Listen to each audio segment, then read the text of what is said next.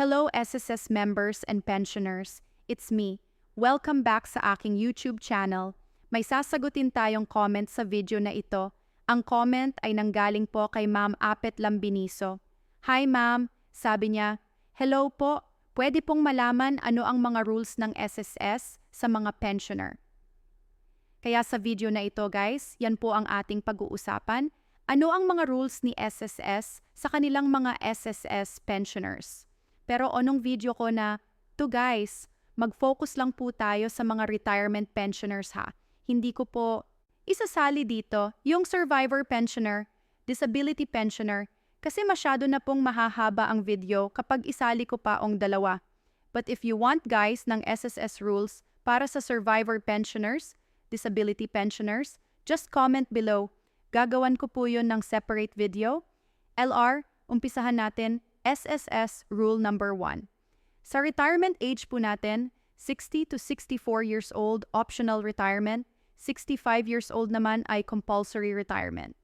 Rule number 2, kailangan po natin ng 120 months na contributions para po tayo ay maging pensyonado ni SSS. Ang 120 months na contributions guys, pinaka-minimum na yan, pinaka-mababa no. Of course, mas malaking contributions mo, mas malaki ang iyong pension. And during application po sa retirement with SSS, mayroon ka pong option na mag-18 months advanced pension sa kanila. After ng 18 months advanced pension, tsaka pa po mag-uumpisa ang iyong regular monthly pension. Number 3, kapag umabot ka na sa retirement age pero hindi mo po nabuo ang 120 months na minimum contributions at wala ka ng kakayahan pa, na punuin pa ang kulang mo dyan, pwede ka pong mag-lumps one-time cash payment with SSS. Now, after mong mag-lump sum with SSS, tapos ka na rin sa kanila guys, wala kang pension na makukuha.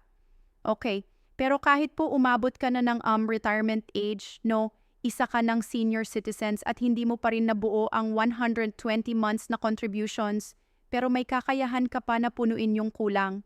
Pwede mo pong gawin yun.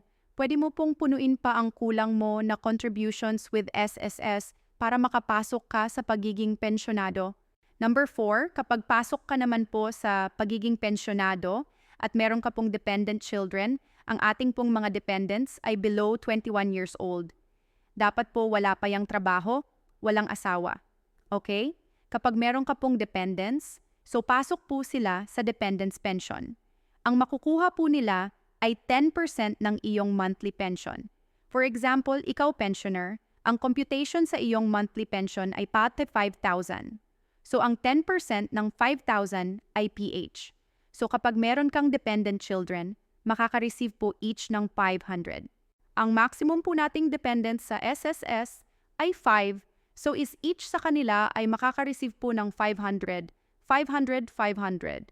Number 5, mag-stop po ang dependent pension once na nag-reach na po yan sila ng 21 years old or kahit hindi pa yan sila umabot ng 21 years old guys, pero nag-asawa na, nagtrabaho na, may stop po ang kanilang dependence pension. Okay? Para naman po doon sa may mga PWD no, mga disabled po na dependents, kahit po ma-reach nila ang 21 years old, hindi po mag-stop yan. Pasok pa rin po sila sa inyong pagiging dependence pension. Number 6. Kapag pensyonado ka po ni SSS sa edad na 60 to 64 years old, bawal ka pong magtrabaho. Dahil po kapag nakita ni SSS na hulugan ulit ang iyong SSS contributions, isususpend po ni SSS ang iyong monthly pension. Dahil ang 60 to 64 years old guys ay optional retirement lang yan. Okay? Not unless po, maliban na lang. Kung kaya mong pakiusapan yung company mo na ma'am, pwedeng huwag nyo na akong kaltasan ng mandated contributions dahil pensyonado na po ako ni SSS. Pero kung mangyari man guys na nagtrabaho ka ulit no, wala ka pang 65, pensyado ka na at nagtrabaho ka ulit, tapos na-suspend ni SSS ang iyong monthly pension at mag-retire ka ulit, magkakaroon lang po ng recomputation sa SSS.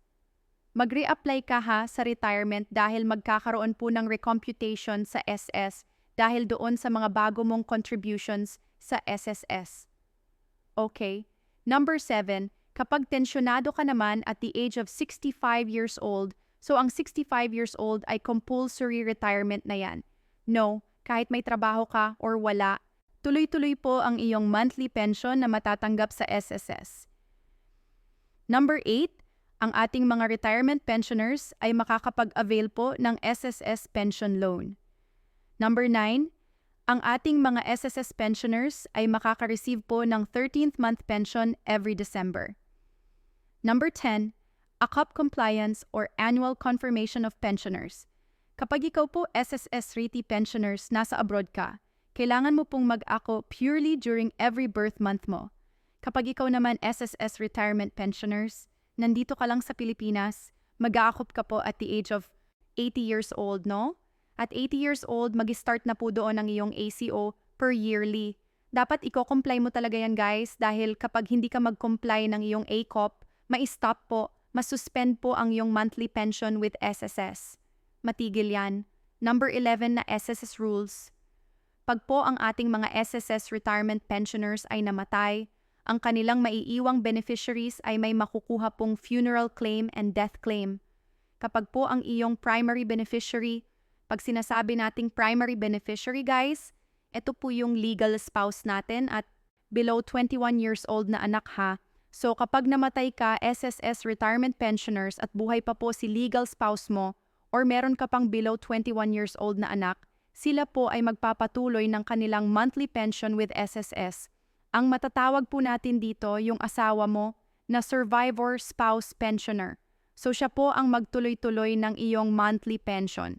Kahit pa po ikaw retirement pensioners, nag-enjoy ka na with pension mo, with SSS, for 15 years, 20 years, or gaano man yan katagal guys at nawala ka, pero buhay pa si legal, spouse mo magma-monthly pension siya with SSS as survivor pensioner. Pero kapag wala ka na pong primary beneficiary, tsaka na po tayo papasok sa secondary beneficiary or designated beneficiary or legal heirs. Alin man dyan sa tatlo ang buhay pa. Pero papasok din po dito ang 5-year guaranteed period.